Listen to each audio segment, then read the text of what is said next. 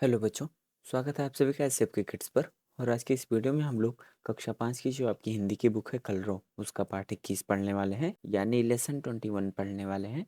यहाँ आपको लिखा हुआ दिखाई दे रहा होगा 21।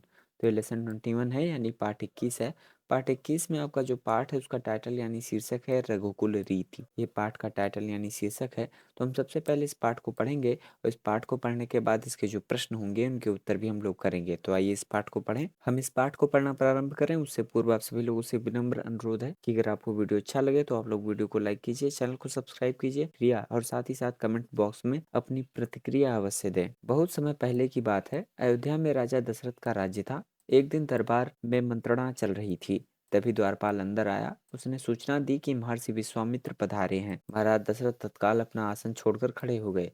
महर्षि की अगुवानी करने द्वार की ओर बढ़े और उन्हें लेकर दरबार में आए। महर्षि के स्वागत सत्कार के बाद राजा दशरथ ने कहा, आज्ञा दें महर्षिवर, मैं आपकी क्या सेवा कर सकता हूँ।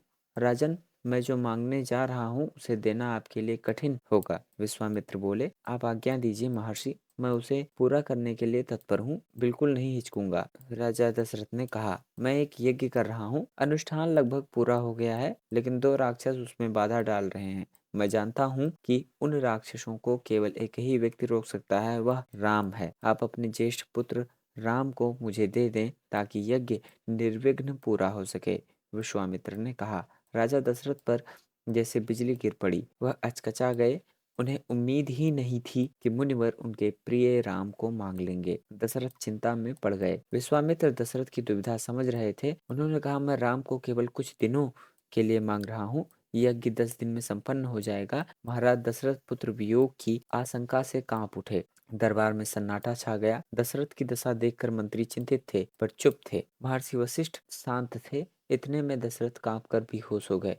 होश आया तो डर ने उन्हें जकड़ लिया था। शून्य होकर दोबारा गिर पड़े। किसी अनिष्ट की आशा से सभी दरबारी सशंकित थे। वे कुछ समझ नहीं पा रहे थे। महर्षि और महाराज के बीच संवाद में कुछ बोलना उचित भी नहीं था। मुनि वशिष्ठ चुपचाप आकर महाराज दशरथ के पास खड़े हो गए। थोड़ी देर बाद दशरथ की चेतना लौटी तो उठे। स्वयं को संभालते हुए उन्होंने महर्षि विश्वामित्र से विनती की, महामुनि, मेरा राम तो अभी 16 वर्ष का भी नहीं हुआ है। वह राक्षसों से कैसे लड़ेगा। राक्षस मायावी हैं। वह उनका छल कपट कैसे समझेगा, उन्हें कैसे मारेगा। इससे अच्छा तो यही होगा कि आप मेरी सेना ले जाएं, मैं स्वयं आपके साथ चलूंगा, राक्षसों से युद्ध करूंगा। मैं राम के बिना नहीं रह सकता महामुनि, एक पल भी नहीं। आप राम को छोड़कर जो चाहे मांग ले, उसे मत ले जाइए। महर्षि विश्वामित्र ने कोई प्रतिक्रिया व्यक्त नहीं की।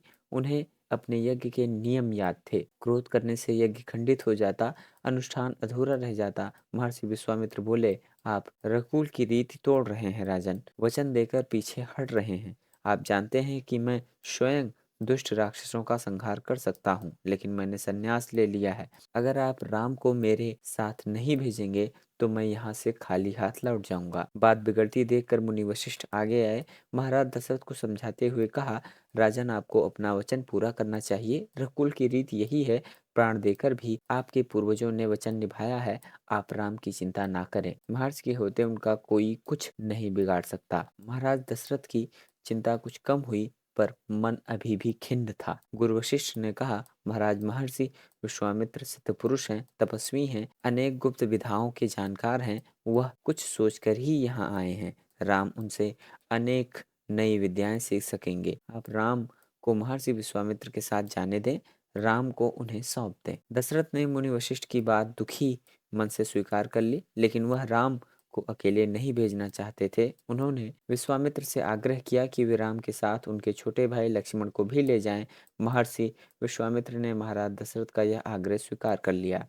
राम और लक्ष्मण को तत्काल दरबार में बुलाया गया। महाराज दशरथ ने उन्हें अपने निर्णय की सूचना दी। दोनों भाइयों ने सिर झुकाकर उसे सहर्ष स्वीकार कर लिया। इसकी सूचना माता कौशल्या को दी गई। बताया गया कि राम और लक्ष्मण महर्षि विश्वामित्र के साथ वन जा रहे हैं। नितांत गंभीर माहौल में स्वस्ति वाचन हुआ, शंख ध्वनि हुई, नगाड़े बजे। महाराज दशरथ ने भावुक होकर दोनों पुत्रों का मस्तक चूमकर उन्हें महर्षि को सौंप दिया। दोनों राजकुमार बिना विलंब किए महर्षि के साथ चल पड़े। बीहड़ और भयानक जंगलों की ओर विश्वामित्र आगे आगे चल रहे थे। राम उनके पीछे थे। लक्ष्मण राम से 2 कदम पीछे अपने धनुष संभाले हुए, पीठ पर तुणीर बांधे, कमर में तलवारें लटकाए। तो ये तो था पाठ। अब आइए इसके जो प्रश्न हैं उनके उत्तर कर लेते हैं। यहाँ लिखा है अभ्यास, यहाँ लिखा है शब्दार्थ, यानी पाठ में आए हुए जितने भी कठिन शब्द हैं उनके अर्थ हैं, आप इन्हें देख लें। नंबर 1 करके प्रश्न, बोध प्रश्न, उत्तर लिखिए। क करके प्रश्न, राम कौन थे? तो इसका उत्तर लिखिए भाई आप लोग। राम अयोध्या के राजा दशरथ के ज्येष्ठ पुत्र थे। ख करके प्रश्न, विश्वामित्र ने महाराज दशरथ से राम को क्यों मांगा? तो इसका उत्तर लिखिए भाई आप लोग। विश्वामित्र एक यज्ञ कर रहे थे जिसमें 2 राक्षस बाधा डाल रहे थे। उनको रोकने के लिए विश्वामित्र ने महाराज दशरथ से राम को मांगा। ग करके प्रश्न, विश्वामित्र अपना क्रोध क्यों नहीं व्यक्त कर रहे थे? तो इसका उत्तर लिखिए। विश्वामित्र अपना क्रोध इसलिए नहीं व्यक्त कर सके क्योंकि क्रोध करने से यज्ञ खंडित हो जाता। घ करके प्रश्न है, गुरु वशिष्ठ ने महर्षि विश्वामित्र के साथ रहने पर राजकुमार राम को होने वाले लाभों के बारे में महाराज दशरथ को क्या बताया? तो इसका उत्तर लिखिए भाई।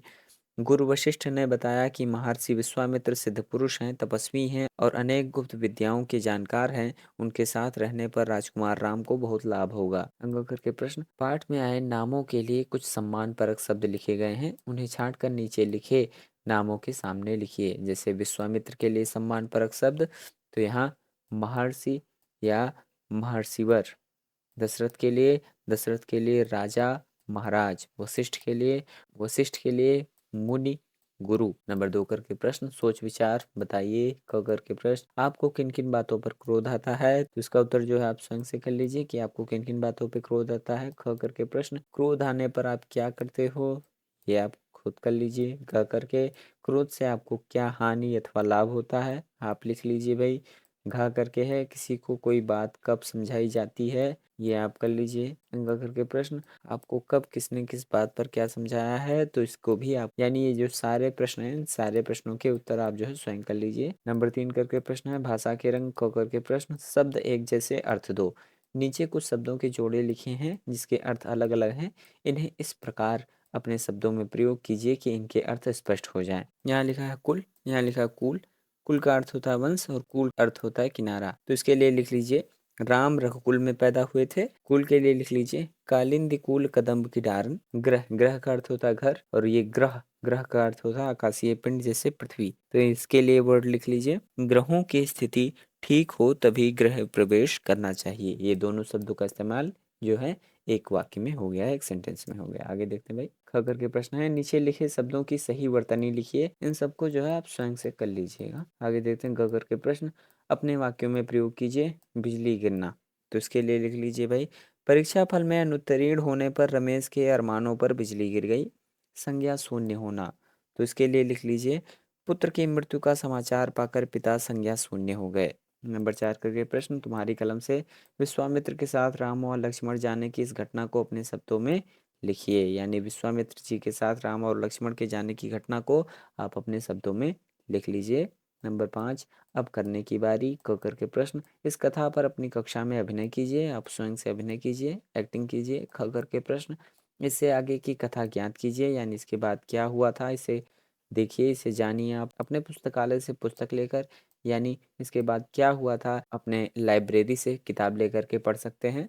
टेलीविज़न, कंप्यूटर अथवा मोबाइल पर देख करके पता कर सकते हैं। अपने बड़ों से पूछ करके जो है आप पता कीजिए कि इसके बाद क्या हुआ था। नंबर 6 करके प्रश्न, मेरे 2 प्रश्न पाठ के आधार पर 2 सवाल बनाइए। इसके लिए लिख लीजिए भाई, राजा दशरथ कहाँ के राजा थे? यहाँ लिख लीजिए, राजा दशरथ कहाँ के राजा थे। दूसरा प्रश्न लिख लीजिए, राजा दशरथ ने महर्षि विश्वामित्र से राम के साथ किसको ले जाने का आग्रह किया? नंबर 7 करके प्रश्न है, इस पाठ से क मैंने सीखा, आपने जो सीखा। ख मैं करूँगा, करूँगी, यहाँ आप स्वयं से लिख लीजिए। तो इस तरह से हम लोगों ने कक्षा 5 की जो आपकी हिंदी की बुक थी कलरव, उसका पाठ 21 पढ़ा। पाठ 21 में आपका जो पाठ था उसका टाइटल यानी शीर्षक था रघुकुल रीति, जिसे हम लोगों ने पढ़ा। उसके जो प्रश्न थे उसके उत्तर भी हम लोगों ने किए। अगर आपको वीडियो अच्छा लगा तो आप लोग वीडियो को लाइक कीजिए, चैनल को सब्सक्राइब कीजिए। आप सभी लोगों का बहुत बहुत धन्यवाद एवं आभार।